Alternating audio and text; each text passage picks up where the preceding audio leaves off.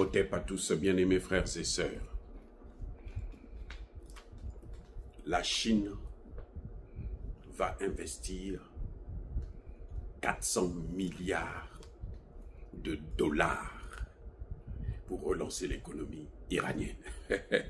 Les amis, c'est pas du gâteau. La Chine va investir 400 milliards.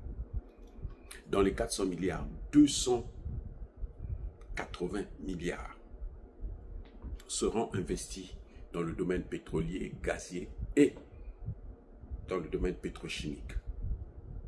Et 120 milliards seront investis dans le domaine des transports et des chemins de fer, notamment la création, la construction d'un TGV qui va partir depuis Ankara jusqu'au Pakistan, donc de la Turquie au Pakistan, en passant par l'Iran. Voilà déjà le projet de reconstruction de l'Iran. Les dégâts que les autres ont fait là, l'Iran n'est pas là-dedans. Et oui, on lui a imposé la guerre, il a fait la guerre. Avant de terminer la guerre, il a déjà réglé le domaine de la relance de l'économie. L'Iran ne va pas aller s'endetter quelque part, non? L'Iran relance 400, je répète, 400 milliards. C'est pas tout. C'est pas tout.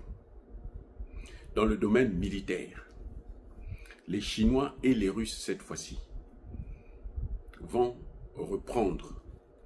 relancer la coopération militaire avec l'Iran pour assurer sa sécurité. Donc, dans les 4 mois qui suivent,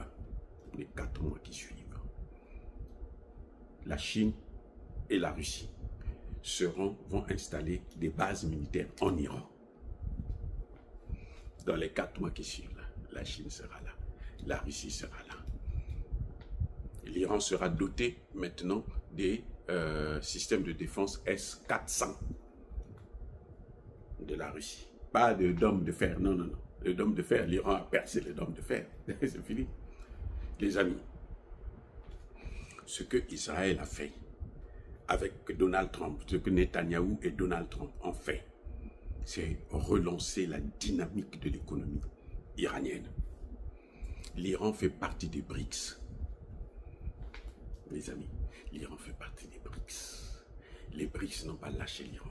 C'est à cause de ces BRICS-là, hein, à cause de la Russie et de la Chine. Vous avez vu que hier seulement, le ministre iranien des Affaires étrangères était où? En Russie. Ce que je vous dis là, ce sont des accords qui viennent d'être signés. Eh oui. Qui dit mieux? Maintenant, on va voir combien les États-Unis vont investir pour relancer l'économie iranienne, et plutôt israélienne. Combien les États-Unis? Parce que les États-Unis eux-mêmes sont en difficulté. Vous savez que si la Chine décide d'abandonner la dette américaine, en quelques jours, les États-Unis tombent. Vous savez ça? Vous savez ça? Je vous informe. Attendez. Non, Trump a commis la plus grave erreur de tous ces 2 mandats. Ça, c'est la plus grave erreur, attaquer l'Iran. Avant, ils le faisaient par proxy, comme ils le font en Ukraine. Ok. Ça, toutes les puissances font des guerres par proxy. Mais là, tu te rentres toi-même, tu t'attaques un petit pays qui ne t'a rien fait. Et tu échoues. C'est-à-dire que les attaques là, ils n'ont rien résolu. Et vous savez qui a démontré que non, ils n'ont pas réussi? C'est un général russe. Quand il a pris les photos satellitaires, il a regardé, il dit, mais il a démontré par A plus B, il dit, là, voilà, ça, par rapport à X, par rapport à Y, ça, ils n'ont pas atteint les objectifs. C'est-à-dire les bombes, là, quand on disait que ça va jusqu'à 60 mètres, c'est même pas arrivé à 15 mètres. Les amis, ça n'a même pas atteint 15 mètres. Même pas 15 mètres. Donc le site, il est toujours là. Ça veut dire que même si l'Iran n'avait pas déplacé son uranium, il n'y avait pas d'inquiétude, puis ils n'ont pas pu. Regarde, le général russe qui a fait la démonstration, il dit il fallait frapper ça successivement au même endroit. Mais pas à côté, tout ça. Ils n'ont pas atteint l'objectif. Ils ont seulement perdu de l'argent. 26 milliards de dollars pour cette opération que les États-Unis ont perdu. Mais ça, ce n'est pas l'argent de Trump. Ce n'est pas l'argent de ses affaires, non.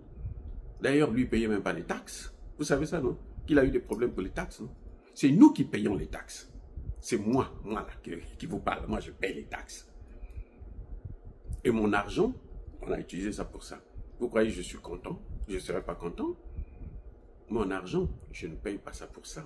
C'est pour la solidarité. Comme ça, ceux qui ne travaillent pas, on peut les aider à vivre décemment. Voilà pourquoi nous investissons. Nous ne payons pas les taxes pour que les gens puissent prendre l'argent, aller faire des guerres qui ne nous regardent même pas. Non. Israël est allé déclencher sa guerre. Netanyahou est allé déclencher sa guerre. Ça ne nous regarde pas. Bref, en tout cas, ce que je tenais à vous dire, c'est que les BRICS n'ont pas abandonné l'Iran. Au contraire. Là, je vous ai parlé seulement de 2 pays. La Chine et la Russie. Mais il y a aussi l'Inde. Vous savez que le Premier ministre indien a annulé son voyage aux États-Unis à cause de la frappe américaine. Il dit non, moi je ne viens pas. Je ne viens pas. Va te faire foutre. Voilà. C'est-à-dire que l'Amérique est tombée trop bas. Obama a fait n'importe quoi. Bon, lui il faisait en Afrique, donc en Afrique, même si tu massacres des Africains, c'est pas trop grave. Mais c'était pas aussi stupide que ça. Ce qu'il a fait là, d'ailleurs, c'est un menteur, il fait que mentir. Il dit une chose, il revient, il échange, il machin, et puis il fait que mentir. Il ment au monde entier. Tout le monde sait que c'est un menteur. Quand tu perds la confiance là, tu ne peux plus la retrouver jusqu'à ce qu'il termine son mandat. Personne ne lui fera encore confiance. Avec ce qu'il a fait en Iran, il va terminer son mandat là. Personne encore. Les Européens, ce sont des caniches. Voyez-vous, c'est incroyable. Bref, l'Iran a relancé, est déjà dans un processus de la relance de son économie. L'Iran n'aura pas d'impasse, non. Les projets sont déjà diligentés et puis ça est en marche.